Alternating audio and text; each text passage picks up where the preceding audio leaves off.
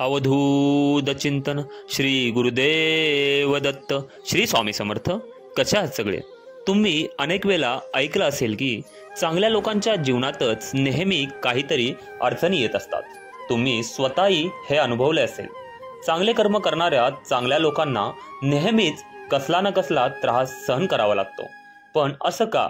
तर या प्रश्नांचे उत्तर स्वामी समर्थांनी दिलं आहे. ते या व्हिडिओमध्ये आपण जाणून घेणार आहोत.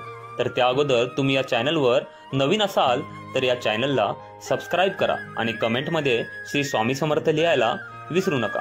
प्रत्येकाला जीवनाच्या एका वळणावर वाटतंच की मी कोणाचं वाईट केलं नाही, कुणाशी वाईट वागलो नाही, तरीही माझ्यासोबत देव वाईट का वागतो, असे विचार अनेकांच्या मनात येत असतील. याचं उत्तर श्री स्वामी समर्थांनी महाभारतातील एका कथेतून दिलं आहे.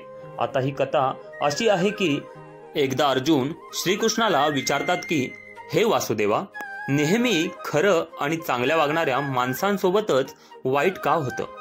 या प्रश्नावरून श्रीकृष्णाने अर्जुनाला एक गोष्ट सांगितली ज्यामध्ये जीवनातील प्रत्येक गोष्टींचं उत्तर दडलेलं आहे.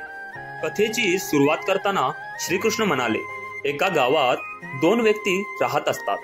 एक असतो व्यापारी, जो नेहमी खरं बोलत असतो आणि चांगला वागत असतो. हा व्यक्ती नेहमी देवाची भक्ती करायचा. तो दररोज मंदिरात जायचा आणि दानधर्मही करायचा. दररोज देवाची पूजा करायचा. हा व्यक्ती सर्व चुकीच्या कामांपासून दूर राहायचा. आता दुसरीकडे दुसरा व्यापारी हा पूर्णपणे विरुद्ध स्वभावाचा होता. तो वाईट प्रवृत्तीचा होता, वाईट संगतीत होता आणि व्यसनी होता. नेहमी चुकीचं काम करायचा, नेहमी खोटं बोलायचा. दानधर्म आणि धर्माशी त्याचा काहीही संबंध नव्हता. तो दररोज मंदिरात जायचा, परंतु पूजा करण्यासाठी नाही, तर मंदिराच्या बाहेरून लोकांच्या चपला चोरण्यासाठी. एके दिवशी तो वाईट माणूस एका मंदिरात होता. त्यावेळी खूप मुसळधार पाऊस पडत होता. या गोष्टीचा फायदा घेऊन त्या वाईट माणसाने त्या मंदिरातील पैसे चोरले. नेमकं त्याच वेळी जो चांगला माणूस होता तो दर्शनासाठी मंदिरात आला. दुर्दैवाने मंदिराच्या पुजाऱ्यांनी त्याला चोर समजून आरडाओरड सुरू केली. त्या चांगल्या माणसावरच पैसे चोरल्याचा आल सर्व लोकांनी घेतला आणि त्याला बेदम मारहाण केली. तो चांगला माणूस कसाबसा त्या मंदिरातून बाहेर पडला. तेथेही सर्वजण त्याच्या मागे धावू लागले.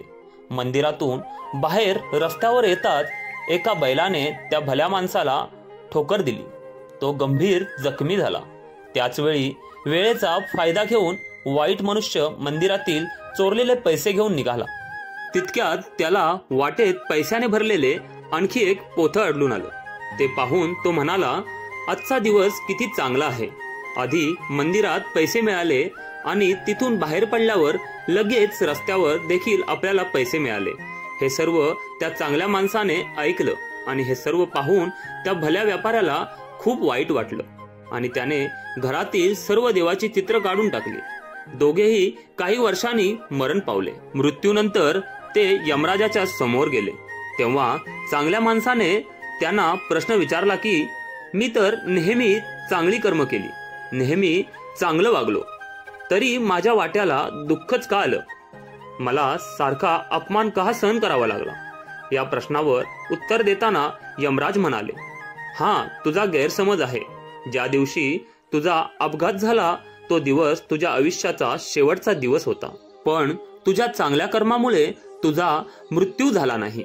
तुला फक्त किरकोळ दुखापत झाली. दुसरा वाईट व्यक्ती मनुष्य आहे, त्याला राजयोग प्राप्त होणार होता, पण त्याच्या चुकीच्या कर्मामुळे तो एका पोतभर पैशाच्या चोरीत परावर्तित झाला.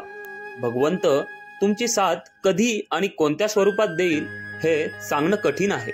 तुम्ही चांगलं कर्म करत राहिलात तर भगवंत नक्कीच तुम्हाला त्याचं चांगलं फळ देत असतो, पण आपल्याला ते समजत नाही. वाईट कर्माची फळं नेहमी वाईटच मिळत असतात. अशा लोकांना आयुष्यात कधी शांतता लाभत नाही, समाजात मान सन्मान मिळत नाही. जर तुम्ही चांगली कर्म करत राहिलात तर देवाची कृपा तुमच्या पाठीशी असते. म्हणूनच आपण चांगली कर्म करत राहिले पाहिजे. यामुळे तुमच्यावर मोठं संकट येणार असतं, पण देव ते छोटं करून तुमच्या जीवनात देतो.